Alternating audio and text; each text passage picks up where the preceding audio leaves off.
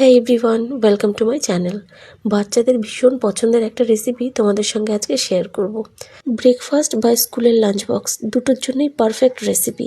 পুরো ভিডিওটা দেখার জন্য অনুরোধ রইল, আশা করি ভীষণ ভালো লাগবে। নিয়েছি এখানে 1 কাপ ময়দা, হাফ কাপ সুজি, একটা ডিম, একটু নুন আর বেশ খানিকটা কুচনো ধনেপাতা।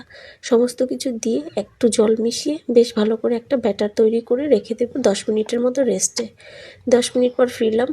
এবার একটা প্যানিতে একটু তেল দিয়ে বড় 1 চামচ করে ব্যাটার নিয়ে একটু স্প্রেড করে ধোসার মতো করে এপিট ওপিট করে ভেজে নেব।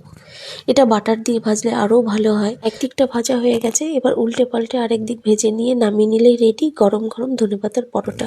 এই পরোটাটা সাংঘাতিক নরম হয় এবং দীর্ঘক্ষণ নরম থাকে।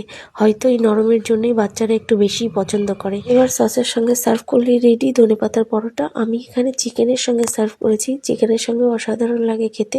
রেসিপিটা কেমন লাগলো কমেন্ট সেকশনে জানিও। ভালো লাগলে শেয়ার করার অনুরোধ রইল।